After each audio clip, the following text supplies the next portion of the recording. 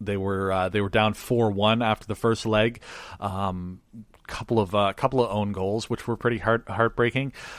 They did have one away goal, so they went to Rome, and man, they completed the turnaround, and they're through. They knocked out Barcelona, which, you know what, I'm not entirely sad about, because Barcelona have kind of been dicks to Liverpool in particular, in terms of forcing some of our best players into moves that don't really benefit Liverpool all that much. So it is what it is. Other side of the semifinal is, of course, going to be Real Madrid versus Bayern Munich. It's hard to separate those two. I think I read that is the one of the most repeated Champions League or European Cup ties in history.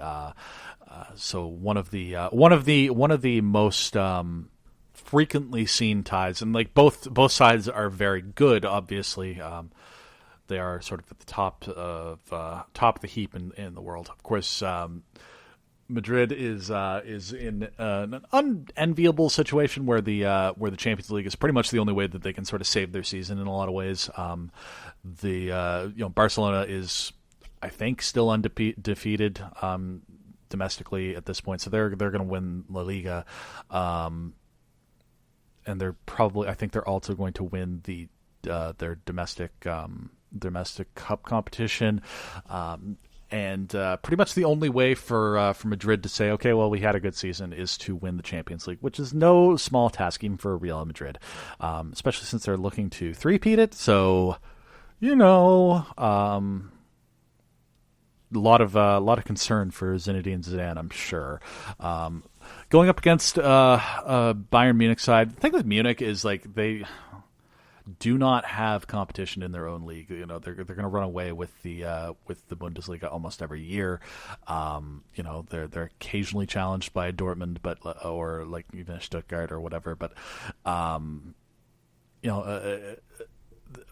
like the only real competition that they have is the Champions League. They'll be looking to try and see what they can do in terms of putting a stamp and making their way to the final. If I had to choose between the two to face in the final, I think again, not looking past Roma here, because that's going to be a very hotly contested match between two very good sides.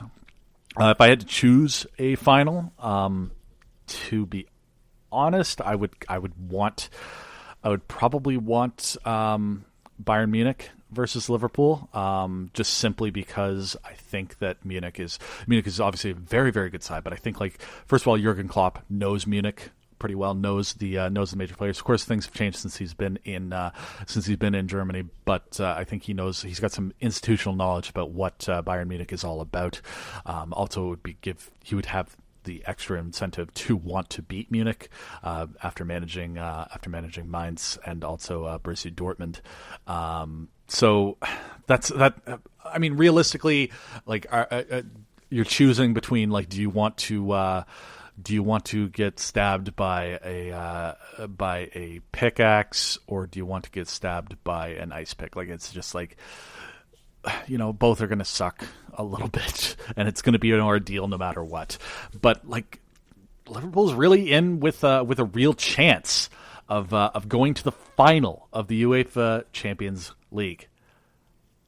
I don't have words, man. Like, I'm very, very excited about this. I'm very excited about where the team is going overall. I've sort of talked about this, about the forward momentum, since Jurgen Klopp has taken over as the manager of the team. Things are only looking up, realistically. We're improving every season. It's only a matter of time before we start challenging for titles on a regular basis again. I think that next season is going to be the year that we really do challenge for the Premier League title. I don't know if we're going to win it, but I think we're going to be, like, actually in the running in a very significant way. So I don't know. We're into the business end of the season, as they say. So here we go, right? Like this is it. Every single match from here on out has very significant implications for Liverpool.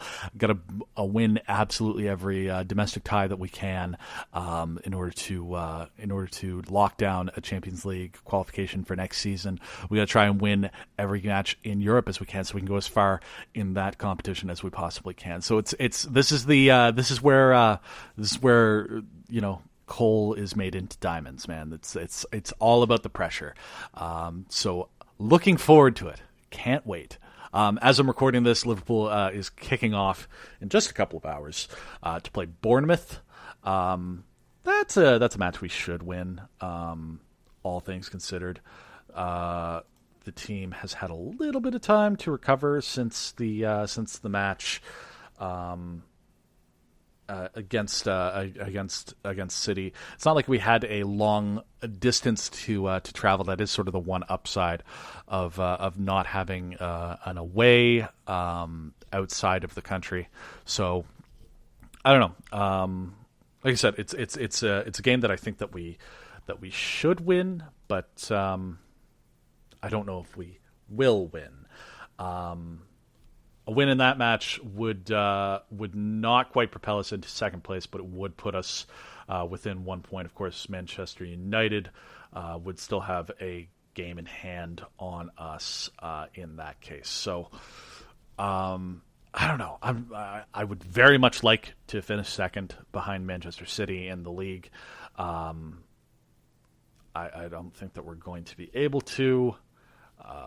Unless United really does start to panic and collapse a little bit, but I don't see that happening per se. It could happen, but I don't know. It's hard to see it happening at this point. There are just so few points remaining in the season. There's so few games left, so.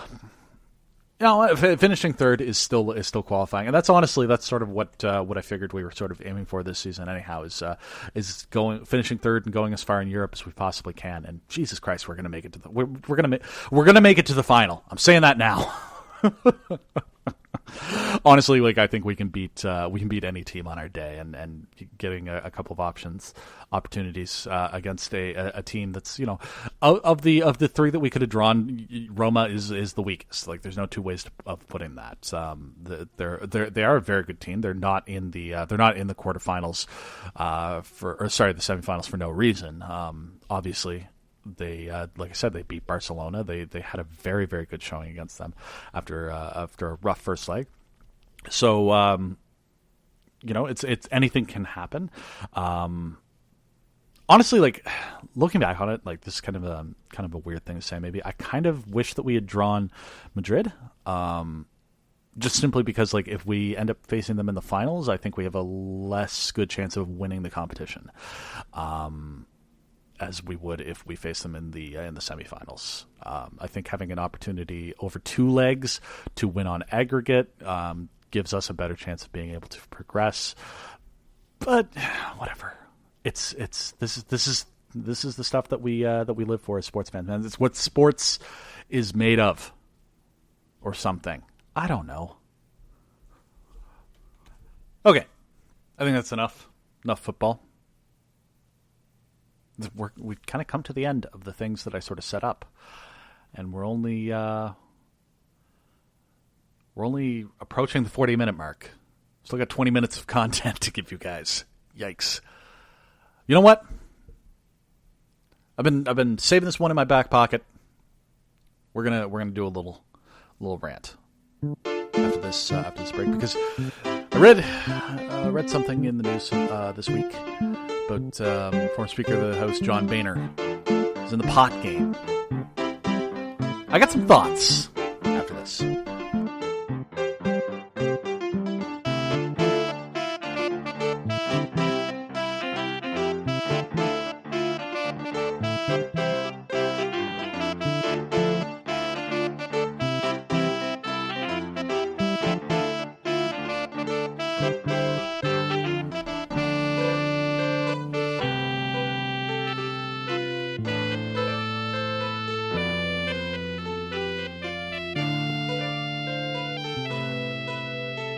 So, former Speaker of the House, Republican John Boehner, back in the news. Now, this is the same John Boehner, by the way, that once said, "Studies show that children best flourish when one mom and one dad are there to raise them.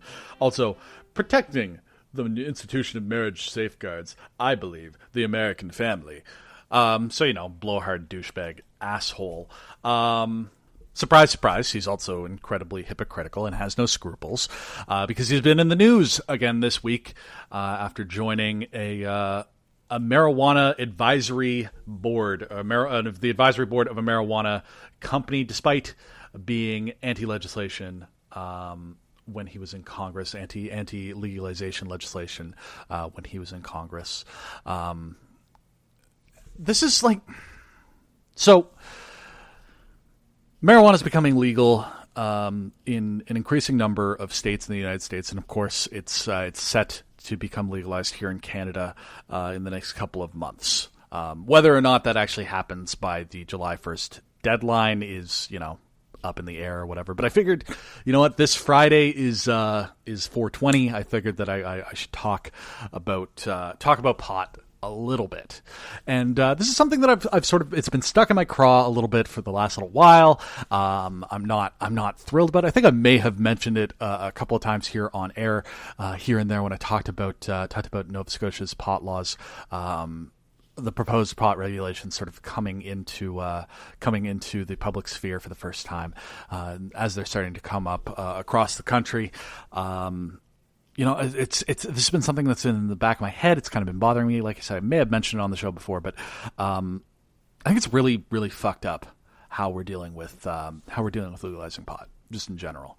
You know what? Like the fact that like John Boehner can in the States can have actively worked to ensure that folks who were doing nonviolent drug-related crimes, possession, trafficking, that sort of thing of marijuana. To ensure that they did the maximum number of years that he could possibly put them into jail for by pushing legislation that did that. All the while, once he retires from Congress, moving over into the private sector and starting to work to profit off of that is pretty fucked up. The way that we are very much here taking a look at the people that have been really sort of the groundbreakers in turning pot legit.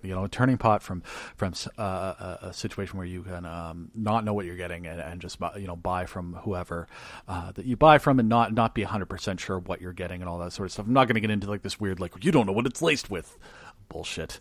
But the folks who are actually being groundbreakers on this industry are being frozen out of it in favor of a government regulation sort of situation. We have a situation where this sort of drug related crime is more often than not going to be incarcerating people of color and certainly without fail, once it becomes legalized, who's going to make the money? Who's going to stand to be the industry leaders when it comes to marijuana production and sales?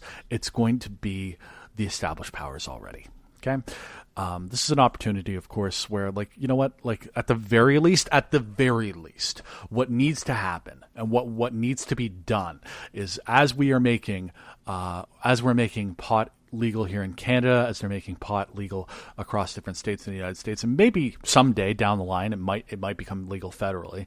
Not if Jefferson Beauregard Sessions has anything to say about it, but his president is surprise going against one of his cabinet secretaries' entire plan of making pot more and more federally enforced in the United States. Meanwhile, Trump is letting Colorado write their own marijuana legislation in exchange for Cory Gardner's votes. So we're not going to get into that too deeply. My point is that if we're gonna be legalizing marijuana and understanding and codifying that we don't think that it's like this dangerous dangerous narcotic or anything like that, which it's not, by the way. I don't